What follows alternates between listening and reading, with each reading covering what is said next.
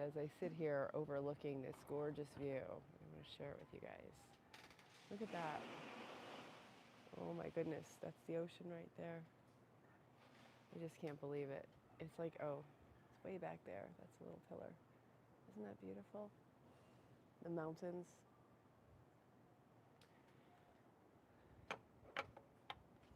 So yeah, I am T. Waldron. I'm here at a Healing from Trauma conference in Costa Rica. And I'd like to do some deep breathing with you. So if you can close your eyes, we're going to go within for a few moments, and then we'll get to it. So inhale through your nose, and exhale through your mouth. And I just want to tell you, just come with me. Imagine, close your eyes. Just imagine there's just a beautiful, soft breeze blowing, and I'm in the dining hall, so I hear people getting dishes ready. In the distance, I hear roosters. They're going to town. And it's just the start of another beautiful day. Inhale. And you can go to your favorite place. Where do you like to go on vacation? Where do you like to get away? You can go there in your mind right now. Inhale. And exhale. And we're slowing our breath down. We are getting in touch with our soul, our heart. We're connecting our heart to our brain to have coherence. And already, I'm just going to tell you a little bit about this story time. The two speakers that we heard yesterday spoke about this. They spoke about how our heart and how our brain controls our entire experience. And I'll be getting my notes later and telling you about some of the things that pertain to healing from trauma, because even if you don't realize it, you may have some trauma that you carry with you. And there's just ways, whether you know it or not, you can just release it. And we all felt better. Like, we did some exercises yesterday that just released some of that stress we were carrying and tension. And it's a good gift. So inhale through your nose and exhale through your mouth. Yeah, I'll check the chat in a minute. I'm just going within. So if you want to just take a few more breaths with me. And that was another thing. The third guy who runs this place, this beautiful retreat center, he spoke about oxygen. So our breath, it is our life force. So inhale. Yeah. And exhale. And inhale, healing peace. And exhale, stress and tension. And continue breathing slowly and deeply. Hey, good morning, Dollbug. Nice to see you again. Yeah, so there was so much information yesterday. The two speakers, the main two ones were my favorite, Dick Schwartz, and he created internal family systems, which is a modality of psychotherapy that treats our body, our mind, like a family. It's an internal family. So it makes a lot of sense, right? Hey, Dr. D, welcome. I'm great. How are you? Hey, Dr. D, I'm wondering, have you heard of Dick Schwartz? You're in therapy, so not in therapy, but your name is therapy. So I'm wondering if you've heard of him. He spoke yesterday. I was so excited. I'm such a fangirl. I'm a nerd. Yeah. Hey, almost then. Welcome. Yeah, I checked out your channel and subscribed. Yeah, good stuff. Yeah, so Dick Schwartz, he spoke about his internal family systems, and he had spoken about the model before. I've heard him a few times, but he's revising it to include spirituality, which is so wild, because that's kind of something I came into independently of that. I just realized, like, there's a higher force, there's a source. We're all connected, right? And it was so neat to hear him speak about it. And he kind of said, he goes, I came from a highly scientific family, and I came from a very scientific method background. He said, so when he discovered this spiritual aspect to his model, he hesitated bringing it out because he didn't want to discredit all his previous work. So now he's fully embracing it, and I'm going to hopefully, he agreed to interview with me. So I'll let you guys know. That would be amazing. So I've interviewed him twice before, and he's so cool. But I just hope I can do it. He goes, oh, just see me and I'm like, so I'm carrying my gear around every day on this retreat just so I can get him to interview. And he's awesome. He'll do it. Yeah. Yeah. So the internal family system stuff was great, and then and we did some work on, so basically the model is we all have parts of us. So parts of us are have different roles, and they take on different roles when we're kids, because we need to survive as a kid. Being a kid isn't easy. You think back, you're like, oh, being a kid was so easy. No, you have to navigate. You have to learn how to navigate in the world, and a lot of times we may feel unsafe or actually be unsafe. So different parts of our personality, they take on roles to help us navigate. So, you may have, and I don't know anybody that doesn't have an inner critic that just tells you, hey, do this, do that, to sort of keep you on the straight and narrow, to keep you, a good standing member of society, right? Then, I had different parts of me. There was a part that loves to eat cookies and junk food and, go shopping, and there's all different parts. But within you, there's the part of you that's not actually a part. It is yourself with a capital S. And that is, I think, and I think Dick was alluding to it, your soul. And your soul, no matter what you've been through, and this is the beautiful, he calls himself, he says, I'm a peddler of hope. And I love that, because he says there's a part of you that cannot be injured, that knows how to heal you, that is good, and that is kind, and that is all these compassionate. He has eight words that start with C: courageous and curious and community oriented, like clear, so many good things, and that's yourself. And we all have it, and it's just we have to sometimes heal those parts that have taken on those extreme roles. So it's really neat. Let's see what you guys are saying in the chat. Yeah. Yes, learning new, dual bug, that's great. Learning new information invites change. That's so true. That is so true, yeah. And we can shift our whole perspective. When we learn something new, we don't have to continue on that path we were on or seeing things the way we see them. We can just, have a totally new direction, and it's freeing. Oh, great. So Dr. D, yeah, he is a great person. I just love him. And he's so humble and just a down-to-earth guy, right? But the fact that he spent his last 50 years developing this model was just incredible. And then we heard from last night. It was 7:30, and I was getting tired, so I was trying to stay awake because I go to bed pretty early. But Dr. Bessel van der Kolk, so he was great too.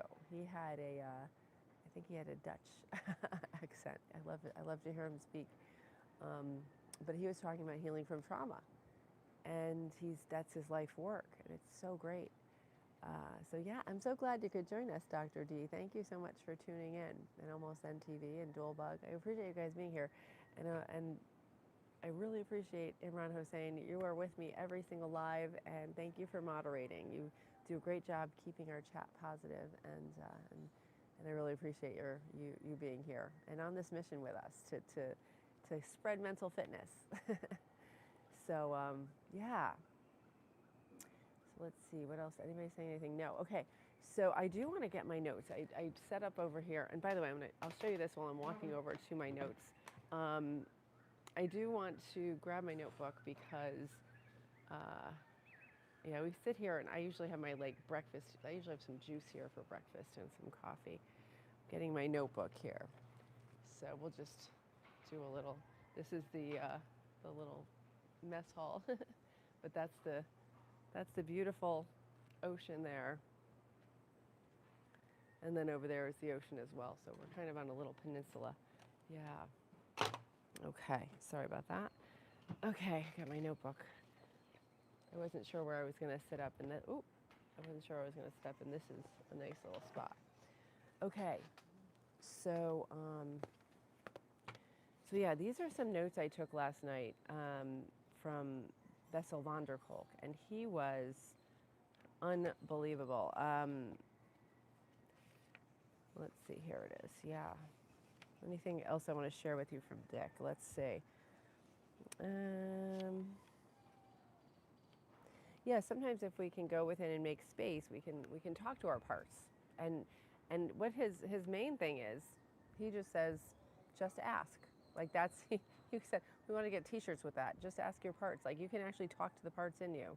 So as long as you're in self, which helps, you can sort of talk to your parts and say, hey, why? For me, I'm a little bit of a procrastinator sometimes. Like why do I keep procrastinating? What do you like about procrastinating? I'll ask that part. I'm working with that part right now. It hasn't answered me yet. It kind of puts in other parts that distract me. So it can be tricky. There's a lot of stuff happening in there. By the way, the beauty of Dick's model is he says that we all have these parts. All parts are good, and they just have taken on, maybe if they're not behaving well or helping us, they've maybe taken on an extreme role in order to help us survive a previous situation, and we just have to get to know them. And then there's a whole process for like releasing them, and they're oftentimes carrying burdens that they've been carrying for years, and they want to release the burdens. They don't want to be a jerk. They don't want, my procrastinating part doesn't want to make me procrastinate, but it feels it has to keep me safe.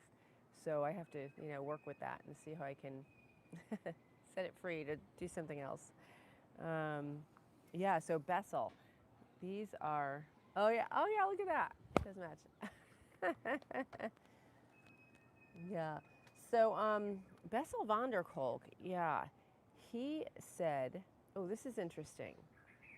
To overcome trauma, you have to have a deep visceral experience that contradicts your feelings.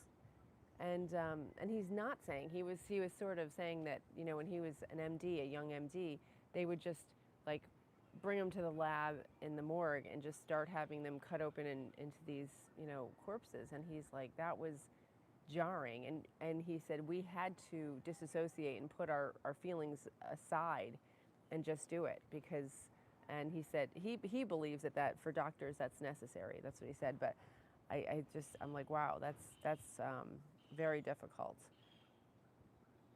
But he also says, oh, this is interesting. He quoted an author, and I can't remember who it was.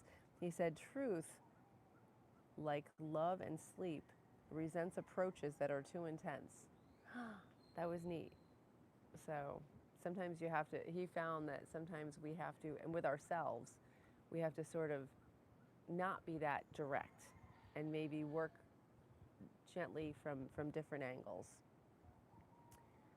What else did he say?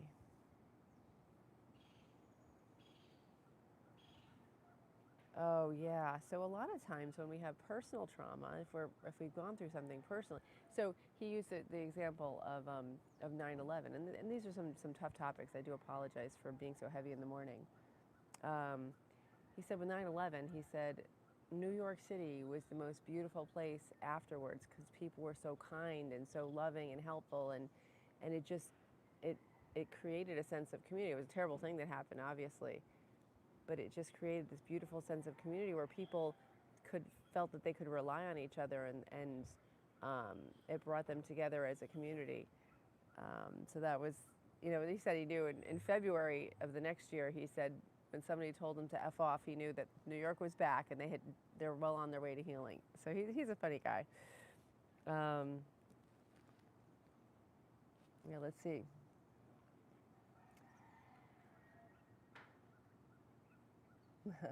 Okay. Oh, you're sweet. Yeah, please do like and subscribe if you want. Yes, I'm at a trauma conference, Dr. D Therapy, in Costa Rica. It's with Dick Schwartz, Bessel van der Kolk, and Luis Mojica, and a bunch of other folks. New ones that I'm learning who they are. It's a week of all these intelligent, incredible folks that are so wise, and I just want to learn from them. Yeah, yeah. It seems like and PTS, it's demon, and it seems like there has been a global shift in consciousness. A lot of people are spiritually awakening. Yes, I do feel that, and I never really valued the spirituality. I always thought, okay, that's kind of woo woo. Like I was very much into science, like, and facts, and my analytical brain was like running the show. And then, with this work, with getting to know myself, I'm like, I am ignoring this whole spiritual side, my soul, and then as we go deeper and deeper, we can really, really, um, we can really, really know ourselves, and we are good, we are infinite, we are powerful. It's just beautiful. Yeah. Yeah, I have to say, it does seem like a lot of people are turning to religion and metaphysics. Um, I have found, and I was a lifelong Catholic. I went to 12 years of Catholic school, and my uncle was a priest in Rome, and I met the Pope John Paul II twice. Like, I was in it, man, and I just couldn't live with the cognitive dissonance of how the leadership was moving around people that were abusing children. So I broke away. I still respect. I like the prayers. I like attending. I don't even know if I like attending the services anymore, but I respect the whole. There's so many good people that are part of that, but I just couldn't be as a part of it anymore, which was very difficult. So I don't go to church anymore. But I feel at peace with that decision because it just feels like the right thing to do. And the more I'm studying, some different, like that trivia method we talked about yesterday, it seems as though many organized religions and many political situations and many organizations, they feed us things that are untrue to control us, and that is something that I'm fighting against. So yeah, yeah. Oh yeah. After I come back from a spiritual seminar or retreat, do I feel a spiritual depression? Coming from such an inspiring, transformative experience back to familiar stresses. You know what? I did the first couple times, and now I try to look at it as like, this is like my recharge, like I'm getting powered up and I can face that stuff in a different light. So I'm kind of, yeah, and that's totally understandable because, like, you don't want to leave paradise and come back to life. But guess what? Like, I'm here to freaking fight the fight. Like, I want to be in that daily life, and I want to be in the real world and do real things to make real change, and yeah, like, I've been talking to people and everybody's like, let's get a job here. And I know a lot of people that have moved to Costa Rica. But you know what?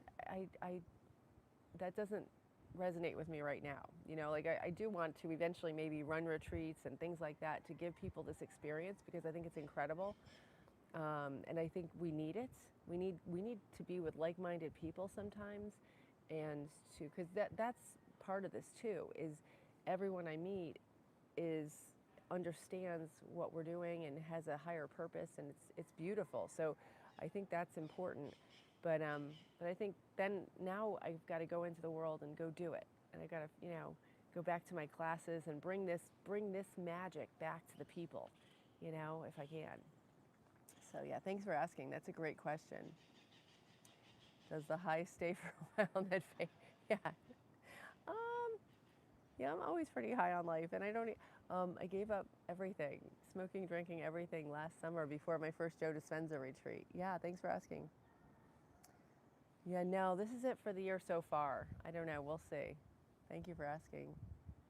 Yeah, I try to sustain it because I try to just be like this in life. I mean, of course, this is much easier because this the spirit, like this place feels spiritual. I just feel like I could feel God. I feel it's just amazing. And I think we can find that though in our, not to this maybe extent, but like I try to go for a walk in the woods or by the beach, and you can still capture that essence like wherever you are, even in your neighborhood. If you're in the city, like Central Park has some beautiful spots. If you're in New York or wherever.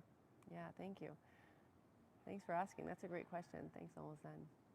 Hey, Sachin, welcome. Yeah. That's what's difficult, meeting cool, connected people and then going back to the real world with low energy people. You know what, though?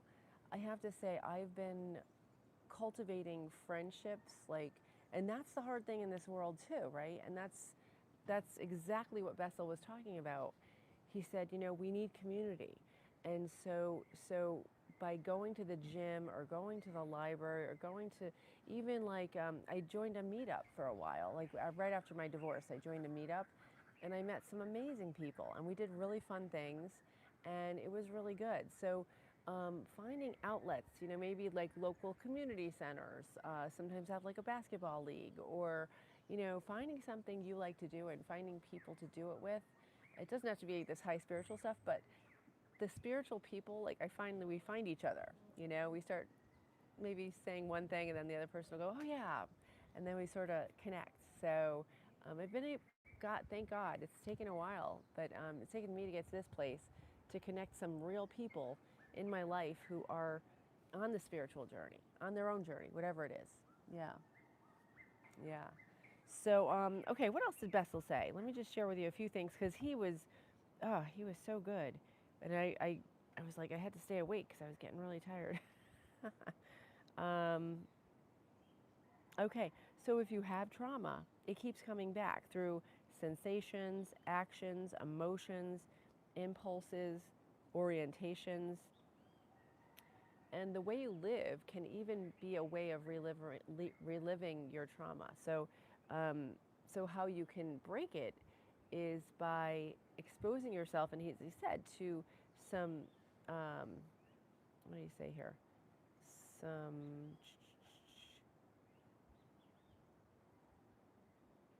yeah, a deep visceral experience that contradicts your feelings. So, you know, not doing the shock therapy or anything like that. He didn't suggest that. He said that was really difficult for folks and not always that effective.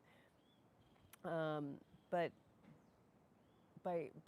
he would try to take people like having them do yoga or Tai Chi or things like that that slowly would help them reconnect with their system, you know.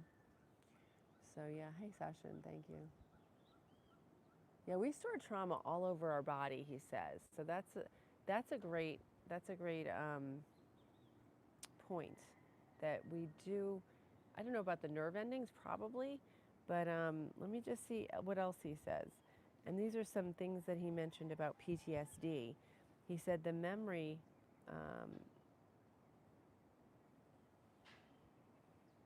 so it can change our brain. And he, this is funny. So there's the diagnostic, the DSM-3. He helped define PTSD. And now he says it's too imprecise. The definition he created, he goes, I don't agree with that anymore. I love that. Like, he's not afraid to say, yeah, I said that. I made it part of the book, and now I disagree. Because he said it leaves out development, it leaves out social attachment systems, and it leaves out culture. So the effects of these on the PTSD are not defined in the DSM. So it's pretty interesting. Oh, you know, I just started getting. Hi, good morning, Dustin. Good to see you. Yeah, no. Gayatri Mantra. No, but I like saying the Om. I find that really connects. Like the vibrations of chanting are great with yoga. Yeah. Instead of just cognitive memories, trauma is recorded in the brainstem and limbic system, activating, for example, the amygdala, fear center, to remain hypersensitive to threats. Yes. Yeah. Yeah. That makes total sense. Yes. It's amazing. And oh, this is the last thing. So trauma can destroy your sense of purpose. It changes the reward system in your brain, but you can help heal that from gentle, visceral experiences. And he said he worked with folks from the VA. That was one of his jobs when he first graduated. And he said he told someone he was taking a job at the VA, and somebody said to him, well, those people are just trying to get money from the government. And he said, well, so am I. I was like, you're funny. So, and he didn't mean anything by it, but it was just a comparison. And he's just a funny guy. Yeah, so I don't know. I really appreciate you guys. This was a great chat today. Thank you so much. And I'm going to turn you guys around so we can see this beautiful, the waves coming in together. It's just gorgeous. Isn't that gorgeous? Yeah. So, so I really appreciate you being here. Thank you so much. And I will see you guys tomorrow, same time. And thank you again, Imran. Great job. And out to learn today. I'll keep you posted. Yeah, and I'm not saying that. It's, and I disagree with that too, because I think you guys, you should, if we sent you to war, we should give you the resources to heal yourselves, to be healed and made whole. So, yeah. But anyway, I'm glad to catch you guys. Thank you so much. Thanks for being here. From myself to yourself. Thank you for joining me on this journey. Bye.